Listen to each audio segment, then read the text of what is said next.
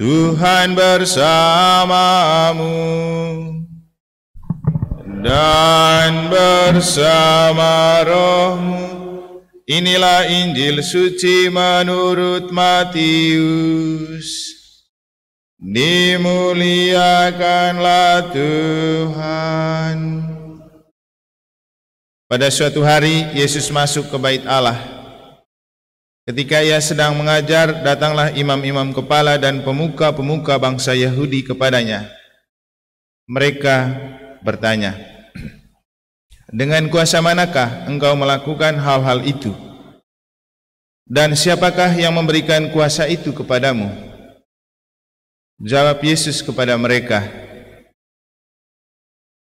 "Aku juga akan mengajukan satu pertanyaan kepadamu, dan jika kalian memberi jawabannya, aku akan mengatakan kepada kalian dengan kuasa manakah aku akan melakukan hal-hal itu.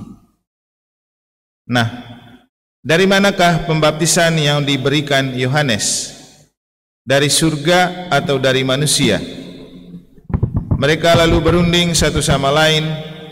"Jika kita katakan dari surga, ia akan berkata kepada kita, 'Kalau begitu, mengapa kalian tidak percaya kepadanya?'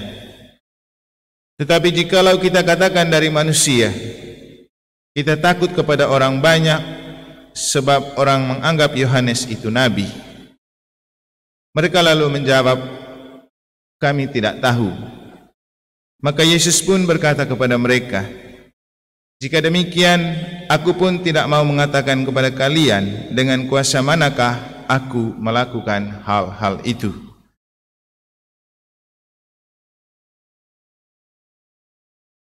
Demikianlah sabda Tuhan. Terpujilah Kristus. Tunjukkanlah lorong-lorongmu kepadaku, ya Tuhan. Para suster, Bapak Ibu, saudara-saudari, adik-adik dan anak-anak sekalian yang saya kasihi dalam Tuhan. Referen masyhur yang telah kita dengar membuat kita mesti berpikir lebih jauh. Mengapa kita meminta Tuhan untuk menunjukkan lorong-lorongnya kepada kita? Ada apa dengan lorong kehidupan kita? Untuk bisa mengerti dan memahami lorong kehidupan kita, maka kita juga perlu memahami lorong itu apa. Lorong itu adalah sebuah jalan yang sempit dan kecil. Dan di lorong biasanya orang susah kalau berpapasan. Itu adalah sebuah jalan yang hanya dilewati oleh satu jalur. Karena lorong itu sempit, berbeda dari jalan, apalagi jalan raya, maka kita mengharapkan ketika kita sedang melewati lorong, tidak ada orang lain yang akan muncul supaya tidak berpapasan. Karena akan susah bagaimana kita akan saling bisa melewati. Hidup adalah jalan menuju dan melewati lorong-lorong. Ada situasi dan kondisi di mana kita akan melewati situasi dan kondisi di mana hidup itu terasa sempit dan kita tidak mudah untuk melewatinya. Sempitnya lorong kehidupan bisa muncul dalam banyak masalah dan persoalan yang menghimpit hati dan pikiran dan yang mempersempit kebebasan jiwa kita untuk berekspresi. Dengan kata lain, lorong kehidupan adalah situasi dan kondisi yang membuat hati terasa tersesak, pikiran kita mentok, dan kita harus berpikir ekstra untuk bisa melaluinya. Ada banyak persoalan dan masalah hidup yang memang membutuhkan pikiran dan perasaan ekstra untuk bisa menghadapi dan melalui. Tetapi biasanya kita akan selalu kesusahan melewati hal-hal yang menyesakan dan menyusahkan dalam hidup. Dan karena itu, ketika kita memasuki lorong-lorong sempit kehidupan kita, disitulah kita mohon bantuan dan campur tangan Tuhan untuk Tuhan menunjukkan apa yang harus kita lakukan ketika kita sedang terjepit dalam lorong hidup yang sempit. Doa tentu menjadi sebuah solusi dengan harapan Tuhan menunjukkan lorong yang terbaik. Tuhan menunjukkan jalan yang terbaik atau membuka jalan dan lorong yang sedang sempit. Itulah kenapa dalam referen Mazmur, pemazmur mengajak kita untuk berdoa, Tuhan, tunjukkanlah lorong-lorong-Mu kepadaku. Apa yang dikisahkan dalam Injil mungkin menjadi sebuah contoh kehidupan ketika Yesus memasuki lorong-lorong sempit dan gelap dalam hidup. Kita tahu Yesus ini Superman sebenarnya. Orang yang bisa buat apa saja, orang yang bisa menghadapi apapun dan terlalu mudah melewati apapun. Air saja bisa diubah menjadi anggur. Ikan dan roti yang sedikit saja bisa diubah untuk memberi makan banyak orang. Apa yang Yesus tidak bisa buat? Tetapi walaupun demikian, karena hidup di dunia, Yesus juga menghadapi lorong-lorong sempit kehidupan. Apa itu? Situasi dan kondisi yang diberikan oleh dunia. Dan dalam Injil kita mendengar bagaimana lorong sempit itu ditawarkan dan dihadapi oleh Yesus ketika imam-imam kepala dan pemuka-pemuka Yahudi melemparkan sebuah pertanyaan yang mengantar Yesus pada sebuah lorong yang sempit, membuat ia merasa terjepit dan tidak tahu harus menjawab bagaimana.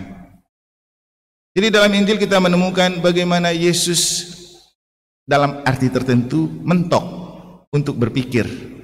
Makanya ia mencoba mencari celah untuk ia bisa memperoleh kesempatan berpikir dengan melemparkan pertanyaan balik kepada mereka yang bertanya. Sebelum saya menjawab pertanyaanmu, saya juga mau menanyakan kamu sesuatu. Jadi itu kalau dalam prinsip retorika itu seni berpikir dan berargumentasi, memang ada aturannya dan ada ajarannya. Bagaimana dalam kondisi terjepit dan sempit ketika orang menyerang kita berpikir alternatif untuk mencari ruang di dalam kesempitan agar kita bisa berpikir, dan caranya umpan balik dan bertanya ulang kepada penanya. Itu memang pengetahuan retorika itu seperti itu cara berpikirnya. Jadi ketika orang menyerang kita dan kita mungkin kesulitan untuk menjawab, maka cara terbaik adalah menciptakan ruang untuk kita bisa berpikir dengan melemparkan sebuah pertanyaan umpan kepada lawan bicara atau penanya. Ini hanya bisa dilakukan oleh orang-orang yang belajar filsafat biasanya, atau juga orang-orang yang memang belajar khusus ilmu seni berbicara di depan publik dan seni berargumentasi. Dan itulah yang mau dipakai oleh Yesus dan diajarkan kepada kita. Bagaimana Yesus menyampaikan sebuah trik untuk ia bisa menghadapi sebuah situasi dan kondisi lorong sempit dan gelap dalam hidupnya ketika ia dijebak dengan sebuah pertanyaan. Dari kuasa manakah engkau mengusir setan? Kan gitu. Jadi ini sebuah pertanyaan yang tidak mudah. Dengan kuasa manakah engkau melakukan hal-hal itu? Manusia yang bertanya kepada Tuhan, kan lucu. Tapi Tuhan tidak menunjukkan keangkuhannya sebagai Tuhan yang maha tahu. Justru ia memakai kesempatan itu untuk menguji balik pengetahuan manusia. Makanya Yesus bilang, aku juga mengajukan sebuah pertanyaan kepadamu.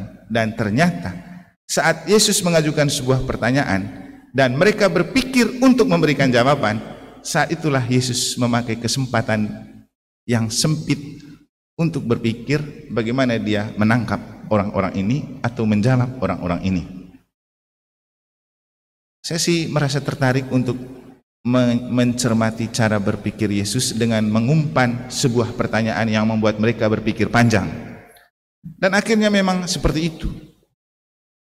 Yesus mengajak mereka untuk berpikir tentang dengan kuasa mana Yohanes Pembaptis melakukan hal-hal yang ia katakan. Jadi mereka bingung. Kalau mereka mengatakan dari surga, nanti Yesus bilang, kalau itu dari surga kenapa kamu tidak percaya? Tapi kalau mereka mau katakan itu dari dunia, mereka takut karena banyak orang yang sudah percaya kepada Yohanes Pembaptis. Maka mereka dilema untuk tidak memberikan jawaban. Dan itu adalah kesempatan terbaik untuk Yesus kemudian dengan santai mengatakan, kalau begitu aku juga tidak mau menjawab pertanyaanmu. Selesailah masalah. Untuk kita apa yang dapat kita maknai? Hidup itu akan selalu berhadapan dengan lorong-lorong sempit, lorong-lorong yang membuat kita terjepit dan tidak tahu harus berbuat apa. Tapi orang bilang kesempitan adalah kesempatan. Bagaimana kita memanfaatkan setiap situasi dan kondisi yang sempit dan terjepit untuk kita tampilkan kekuatan dan kekuasaan Allah. Jadi kalau kita sering menonton sepak bola, katanya kalau mau menang harus bisa memanfaatkan celah sempit dan kesempatan sempit untuk menciptakan gol. Dan memang seperti itu. Jadi tim-tim yang akan cerdik dan cermat melihat kesempatan kecil dan ruang sempit atau celah untuk mereka bisa menciptakan gol, itulah yang selalu muncul sebagai pemenang. Dan yang menang dalam kehidupan dan pertarungan hidup adalah mereka yang bisa piawai memanfaatkan setiap peluang-peluang sekecil apapun untuk diubah menjadi kesempatan berahmat. Mungkin ini hal yang dapat kita petik, memanfaatkan setiap peluang sesempit apapun untuk diubah menjadi rahmat.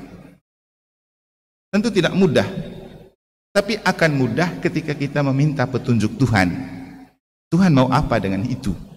Jadi itulah maksudnya ketika Mazmur dalam referen mengajak kita untuk meminta kepada Tuhan, Tuhan tunjukkanlah kami lorong-lorong-Mu. Kita membiarkan Tuhan menunjukkan apa yang terbaik. Mungkin pengalaman hari ini juga menjadi sebuah pengalaman yang bisa saya sharingkan untuk menunjukkan dan mengatakan kepada kita bagaimana ketika kita membiarkan Tuhan menjadikan apa yang Tuhan mau, situasi yang mungkin tidak mungkin bisa akan mungkin terjadi. Kurang lebih ceritanya begini. Waktu kita rapat hari Selasa lalu di Puspas ini kan mau rekoleksi Natal sekaligus nyekar ke kuburan di Palasari.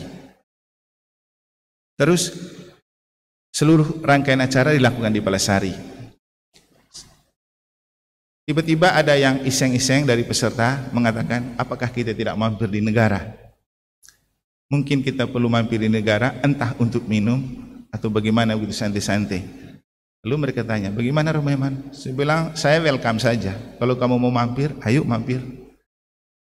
Terus dirancang sedemikian, kemudian memutuskan bahwa mereka akan datang pagi-pagi dari Denpasar sampai di Palasari nyekar, lalu rekoleksi.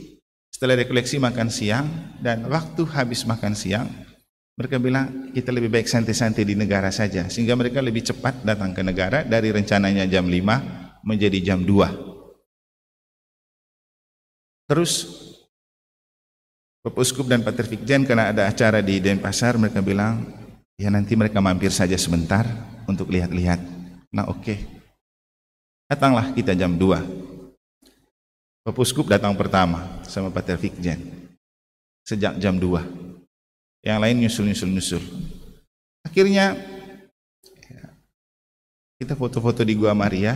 Untuk saya yang paling penting, biarkan semuanya terjadi sesuai dengan apa yang Tuhan mau, karena ini juga di luar rencana. Kalau Tuhan mau kita menikmati sukacita dan kebahagiaan bersama, pasti akan lama. Dan memang terjadi seperti itu. Bapak Uskup dan Pater Fikjen yang semula berencana untuk mampir sebentar, ternyata asik menikmati kebersamaan, karaoke, menari. Sampai mau jam 6 baru mereka pulang tadi. Dan tidak ada yang duluan. Dan saya melihat mereka semua bahagia. Bahagia menikmati keindahan dan kenyamanan di teras pastoran. Menyanyi, berjoget, makan. Sampai bahkan saking bahagianya mereka itu semua yang tersisa mereka bilang, Romo kami bawa aja. Itu rezekimu. Untuk saya ini sebuah pengalaman yang tidak terduga dan yang bahkan mungkin tidak akan terjadi sesuai dengan yang kita harapkan. Tapi ketika Tuhan bekerja, Tuhan akan mengubah segalanya dan memanfaatkan setiap ruang-ruang sempit dan terjepit untuk diubah menjadi rahmat. Saya merasa bahagia karena mereka bahagia menikmati sukacita dan kebersamaan, dan itu mereka akui. Jadi sopir-sopirnya mereka main bola sambil mereka menikmati makan, minum, dan mereka betul-betul enjoy menikmati suasana padahal panas. Jadi ini sebuah pengalaman yang saya bagikan kepada Bapak Ibu dan coba saya maknai untuk menunjukkan bahwa kalau kita membiarkan hidup berjalan dan terselenggara sesuai dengan rencana dan kehendak Allah, kita tidak usah takut. ruang sempit sesempit apapun, waktu yang terbatas sebatas apapun, oleh Tuhan bisa akan diubah menjadi sumber rahmat dan penuh rahmat. Makanya lagi-lagi hidup kita itu adalah hidup untuk melalui lorong-lorong kehidupan yang kita tidak tahu apakah kita akan berpapasan dengan orang, akan memasukkan kita ke kondisi yang sangat sempit dan terjepit. Kita tidak tahu. Tapi yang kita tahu adalah kalau kita membiarkan Tuhan menunjukkan kepada kita jalan dan lorong yang benar sesuai dengan rencana dan kehendak Tuhan, kita akan diantar kepada sebuah situasi dan kondisi yang penuh rahmat. Maka jangan takut melalui lorong yang sempit. Jangan takut melalui dan melewati lorong-lorong kehidupan yang mungkin membuat kita terjepit. Karena yang paling penting untuk ditakuti adalah ketika kita tidak membiarkan Allah hadir dan bekerja dalam seluruh pekerjaan dan perjuangan kita melalui lorong-lorong sempit kehidupan kita. Tuhan, tunjukkanlah lorong-lorong-Mu kepadaku, adalah doa yang perlu kita lantunkan dan kita panjatkan, karena hidup kita tidak terlepas dari melalui lorong-lorong sempit dan terjepit dalam hidup. Semoga Tuhan memberkati.